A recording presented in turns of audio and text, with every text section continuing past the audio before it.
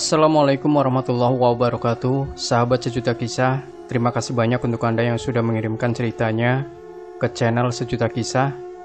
Dan untuk kesempatan kali ini, sudah ada yang mengirim cerita mistis lewat WA. Namanya siapa nih? Aura Asmara Putri, yang sekarang lagi di negeri Onta ya, sedang merantau. Oke, terima kasih Mbak Aura Putri, Mbak Aura Asmara Putri yang sudah mengirimkan ceritanya via WA admin. Dan cerita dari Mbak Aura diberi judul Dipeluk Hantu Saat Melintasi Jalan di Alas Roban. Assalamualaikum Mas, ini saya mau sedikit berbagi kisah mistisku saat aku dari Cirebon mau pulang ke Semarang di kampungku. Kejadiannya bulan Februari tahun 2020. Saat itu saya dan kakak saya mengendarai motor Satria mau pulang dari Cirebon sekitar pukul 10 pagi. Tidak lupa kami berdoa biar diberi keselamatan selama di perjalanan. Singkat cerita, kami sampai di daerah Brebes sekitar pukul 4 sore. Kami istirahat mencari masjid untuk menunaikan ibadah sholat asar. Pas kami mau masuk masjid, tiba-tiba di serambi masjid ada seorang kakek-kakek pakai baju atasan putih, bawahan pakai sarung putih, bawa tasbih nyeletuk. "Mau pulang nak," kata si kakek. "Hati-hati, nanti kalian kalau ada warung di sekitar Alas Roban, jangan pernah berhenti, walau kalian sedang lapar," kata si kakek. Saya dan kakak saya cuma terdiam 1000 bahasa. Kok kakek ini bilang gitu? Terus, kok tahu kita mau mudik? Padahal kita nggak cerita apa-apa sama si kakek. Saya dan kakak saya nggak ambil pusing. Mungkin kakek ini cuma kebetulan aja nasihati gitu. Namanya juga orang tua, wajar pikir kami. Akhirnya jam 5:15 kami lanjut perjalanan. Kami mengendarai motor dengan kecepatan sedang. Karena santai, sekitar pukul 9 malam kita mulai masuk daerah Gringsing. Dari situ saya udah sedikit merasakan aura negatif yang membuat bulu kuduk agak meremang. "Mbak, kok aku merinding ya? Ayo kita percepat dikit mbak, udah malam," bisikku. "Iya bawel," jawab kakakku. Akhirnya kita sampai di tengah Alas Roban. Aku makin mulai resah, takut, merinding. "Mbak, ingat kata kakek tadi nggak?" bisikku. Nggak usah dipikirin, ntar yang ada kamu malah jadi takut," jawab kakakku. Aku mendesah kesel campur takut. Jalan sepi, tak ada kendaraan yang lewat, cuma kami berdua. Saat pikiranku dalam ketakutan gak karuan, tiba-tiba kakakku berhenti dan berkata, "Dik, kita mampir warung dulu bentar, beli kopi sama cemilan.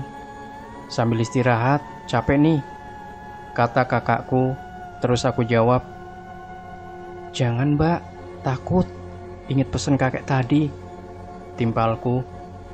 "Ya udah, kita jalan lagi. Kamu pegangan, awas jangan ngantuk," kata kakakku.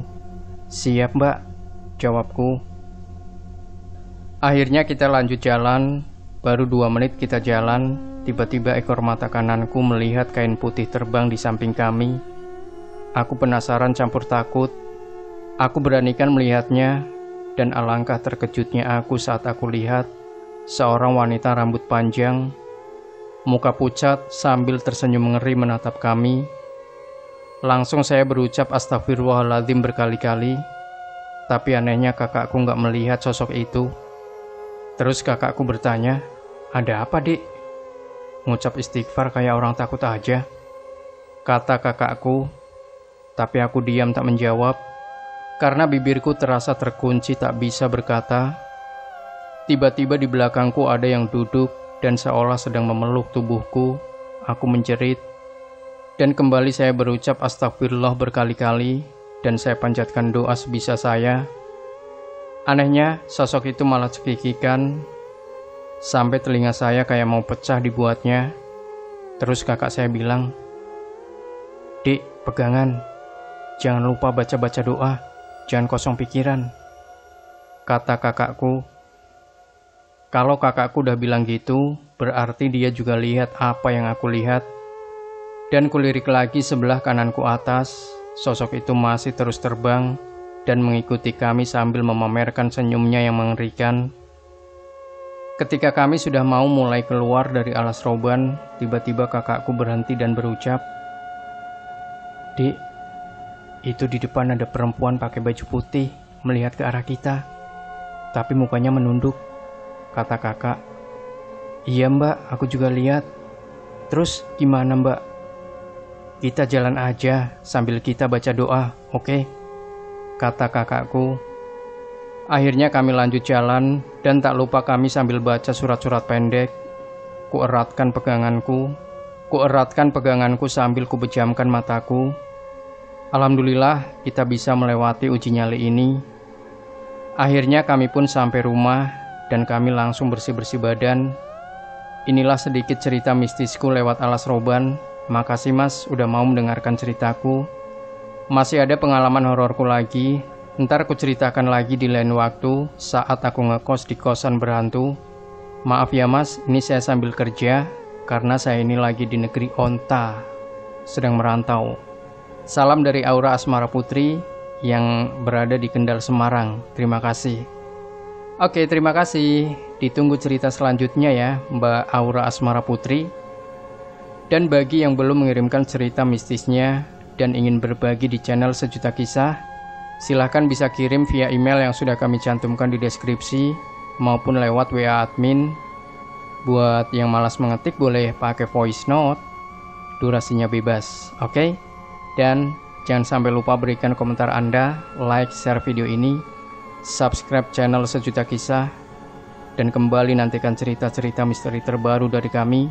Wassalamualaikum warahmatullahi wabarakatuh.